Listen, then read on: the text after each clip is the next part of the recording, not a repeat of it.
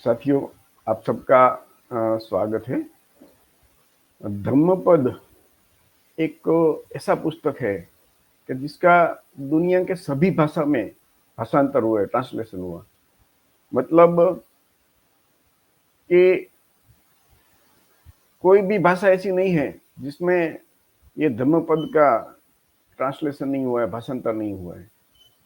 तो ये बौद्ध धर्म का एक ऐसा पुस्तक है जो समझो पूरी दुनिया में छाया हुआ है।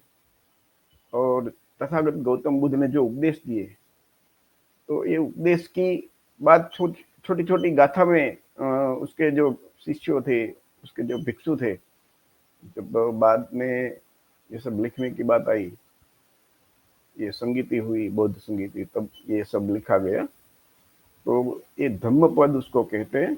और ये गौतम बुद्ध के जो उपदेश थे, तो ये उपदेश को छोटी छोटी अलग अलग विषय में रखा गया है। तो धम्मपद में कुछ कुल 7 वर्ग है। यमक वर्ग, अमाद, अप्रमाद वर्ग, चित्त वर्ग, पुष्प वर्ग, बाल वर्ग, पंडित वर्ग और अरंत वर्ग। तो आज हम देखते हैं सबसे पहला जो यमक वर्ग है, तो उसका जो पहली जो गाथा है और कथा है इसकी, तो वो हम जानते हैं। तो ये है चक्षुपाल की एक कथा है। तो उसका जो सार है ना, मन से बड़ा कुछ नहीं है।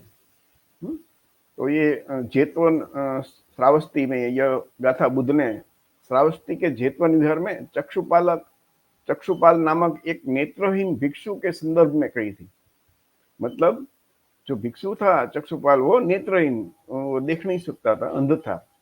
जो गुजराती में हम कहते सकते हैं भाई, मन ज सौ બધું છે અને મનથી વિશેષ કાંઈ નથી।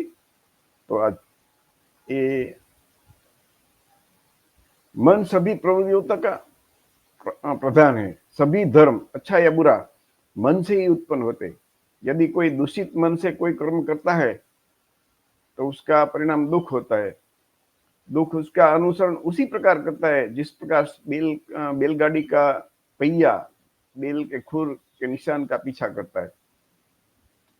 आज बળદગાડું છે ને, તો જેમ એ બળદની પાછળ જે ઓલું ચક્ર, આ ગાડું એનું વ્હીલ છે એની પાછળ ચાલે ને, એવી રીતે એમ કે દુઃખ એની પાછળ પાછળ ચાલે છે। ગુજરાતીમાં કહીએ તો પદાર્થોમાં મન અગ્રેસર છે, મન શ્રેષ્ઠ છે, ધર્મ મનોમય છે।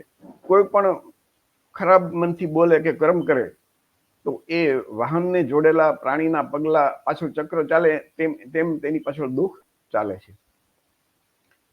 तो एक दिन भिक्षु चक्षुपाल जेतवन विहार में बुद्ध को श्रद्धा सुमन अर्पित करने आया। रात्रि में वह ध्यान साधना में लीन था। उसके पैरों के नीचे कई कीड़े मकोड़े दबकर मर गए।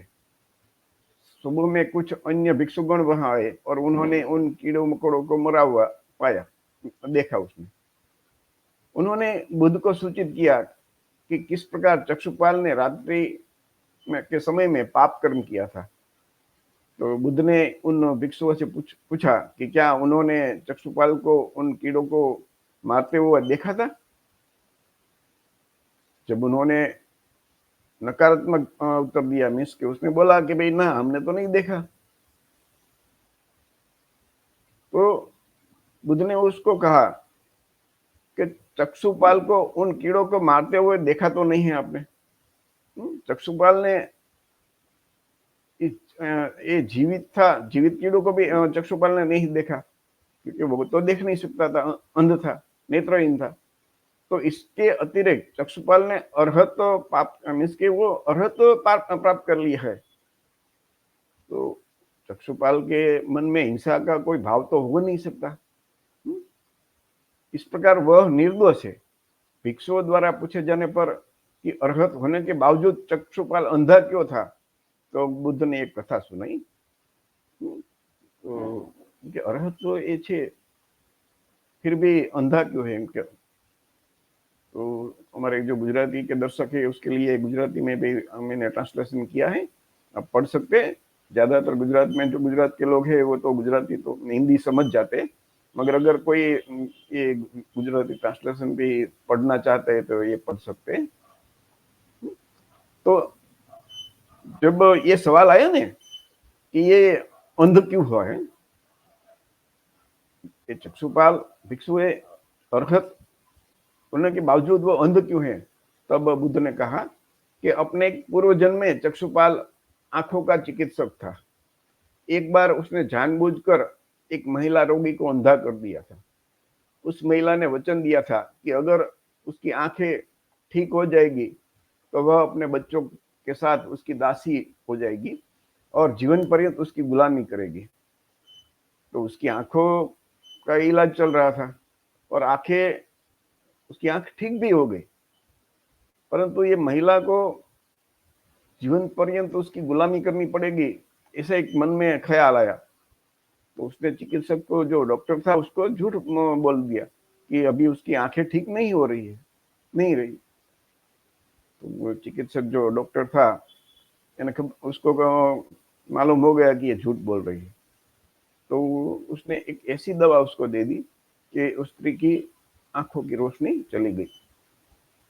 कहने का मतलब, जो स्त्री झूठ बोली तो चिकित्सक ने भी एक झूठा गलत काम किया और उसने एक ऐसी दवा दी कि वो पूर्णतः अंधी हो गई। अपने इस कुकर्म के कारण चक्षुपाल कई जन्मों में एक अंधे व्यक्ति के रूप में पैदा हुआ था। तो ये चक्षुपाल अंधा मीन्स के वो अंध क्यों जन्मा, तो ये उसकी एक कथा है। तो रियली में गौतम बुद्ध कभी पुनर्जन्म में नहीं मानते थे और ना ही उसको बौद्ध धर्म में पुनर्जन्म का कोई स्थान है। मगर ये कथा आप सुनेंगे तो आपको लगता है बौद्ध धर्म में तो पुनर्जन्म की बात आती है। तो ये जो गाथा है ना, वो हमें उसको देख कर चलना है। मगर समझाने के लिए जो बौद्ध भिक्षुओं थे, जो बाद में महायान परंपरा आई, तो वो भिक्षुओं ने ये कथा बनाई। तो ये कथा है ना, वो समझाने के लिए है, मीन्स के बोध पाठ देने के लिए है। जैसे पंचतंत्र की कथा है ना, वैसे। तो ये रियलिटी नहीं कोई। मगर ये अगर कोई नहीं समझ पा रहा है, जो तो ये मन ही सब प्रवृत्ति का प्रधान है, तो ये समझाने के लिए ये कथा उसके साथ जुड़ी हुई है। तो ये हम लोग समझेंगे, गुजराती में जो देखना चाहते हैं वो भी समझ जाएंगे। तो इसका सार क्या हम ले सकते हैं, इस जो कहानी है, कि हमारे सभी अनुभवों का सृजन मन से होता है। अगर हम बुरे विचारों से बोलते हैं तो, और हमारा विचार बुरा है और हम बुरा कार्य करते हैं, तो उसका परिणाम भी कष्टदायक ही होगा, बुरा ही होगा। हम जहाँ कहीं जाते हैं, बुरे विचारों के कारण बुरे परिणाम हमें प्राप्त होता है। हम अपने दुखों से तब तक मुक्त नहीं हो सकते जब तक हम अपने बुरे विचारों से ग्रसित है। मतलब कहने का, हमारा जब तक हम बुरा सोचेंगे बुरा ही होगा। गुजराती में अगर कहे कि जो कोई આપણે કંઈક ખરાબ વિચારોથી બોલીએ અથવા તો કરીએ, તો આપણા અનુભવો જે મન આપણે વિચારીએ એવા જ આપણે બનીએ છીએ અને જ્યાં પણ જઈએ ત્યાં ખરાબ વિચારોને લીધે આપણને ખરાબ અને દુઃખદાયક પરિણામ મળે છે। तो इसका सार यही है कि हमें कभी किसी का बुरा सोचना नहीं है। हमारा मन में ये, क्योंकि मन ही सबको, बुरा सोचेंगे तो बुरा होगा ना, तो बुरा सोचना ही नहीं है। तो ये उसकी सार है।